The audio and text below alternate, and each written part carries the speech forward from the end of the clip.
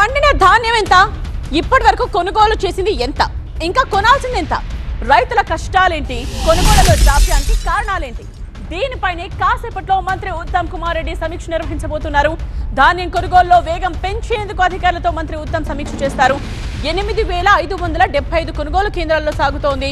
కొనుగోలు ప్రక్రియపై ఇప్పుడు కాసేపట్లోనే రివ్యూ ఉండబోతోంది. సిఎస్ రామకృష్ణారావుతో కలిసి ఉత్తమ్ కుమార్ రెడ్డి సమీక్షలో పాల్గొంటారు. ఎర్రమంచిల్ నుండి కలెక్టర్స్, ప్రజాప్రతినిధులతో వీడియో కాన్ఫరెన్స్ లో మాట్లాడతారు.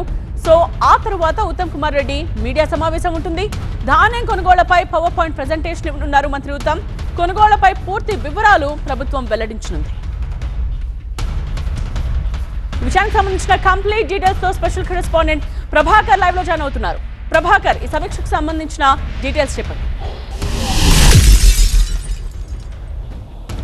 రాష్ట్ర వ్యాప్తంగా ధాన్యం కొనుగోలు అంశం ఇప్పుడు చర్చనీయాంశంగా మారింది. అటు బీఆర్ఎస్తో పాటు బీజేపీ కూడా తీవ్ర పాట పట్టిన నేపథ్యంలో ప్రభుత్వం నిన్న క్షేత్రస్థాయి పర్యటనకు వెళ్లారు. మంత్రి ఉత్తమ్ కుమార్ రెడ్డితో పాటుగా మంత్రి పొంగులేటి శ్రీనివాస్ రెడ్డి, అట్లాగే శ్రీధర్ బాబు భువనగిరి, వరంగల్, అట్లాగే పెద్దపల్లి జిల్లాల్లో ధాన్యం కొనుగోలు కేంద్రాలను సందర్శించారు. దీనిపైనే ఈరోజు హై లెవెల్ మీటింగ్ ఉంది. సీఎస్తో కలిసి అన్ని జిల్లాల కలెక్టర్లు, ప్రజాప్రతినిధులతో మంత్రి ఉత్తమ్ కుమార్ రెడ్డి వీడియో కాన్ఫరెన్స్లో మాట్లాడుతున్నారు. దాని తర్వాత 3 o'clockకి సెక్రటేరియట్లో ప్రెస్ మీట్ కూడా ఉండబోతుంది. పవర్ పాయింట్ ప్రజెంటేషన్ ఇప్పటివరకు ఎంత కొన్నారు, ఎంత కొనుగోలు చేసింది, ఇంకెంత పెండింగ్లో ఉందనే అంశాలను వివరించబోతున్నారు. దానికంటే ముందే మనకు కొన్ని డీటెయిల్స్ వచ్చాయి. దాని ప్రకారం మంత్రి ముఖ్యంగా రివ్యూ చేయబోయే అంశాల్లో ప్రధానంగా ఇప్పటివరకు 16,478 కోట్ల భారం రాష్ట్రం మీద కేంద్రం మోపింది. మద్దతు ధర ఇచ్చింది, ఎంఎస్పీ మినిమం సపోర్ట్ ప్రైస్ ఇచ్చింది. కానీ దానికి సంబంధించి ధాన్యం కొనుగోలులో విఫలమైంది అనేది ప్రధానంగా ఉత్తమ్ కుమార్ రెడ్డి చెప్తున్నారు. దాంతోపాటుగా ఇప్పటికే ఎంత భారమైనా రాష్ట్ర ప్రభుత్వం భరించడానికి సిద్ధంగా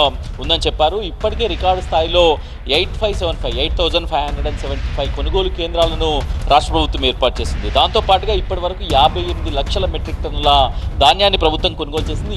మరొక 17 లక్షల మెట్రిక్ టన్నుల ధాన్యాన్ని కొనాల్సి ఉంది. ఇప్పటికే 11,000 కోట్ల రూపాయలు రైతుల ఖాతాల్లో జమ చేశారు.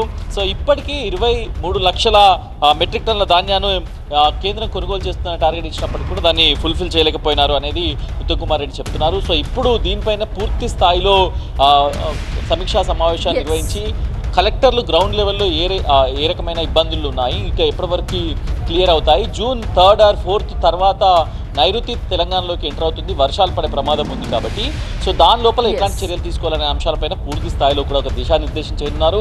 దాంతో పాటుగా తడిసిన ధాన్యాన్ని కూడా కొనుగోలు చేయాలని నేను చెప్పిన నేపథ్యంలో దానికి సంబంధించి కూడా క్లియర్ కట్ ఇన్స్ట్రక్షన్స్ ఇవ్వనున్నారు.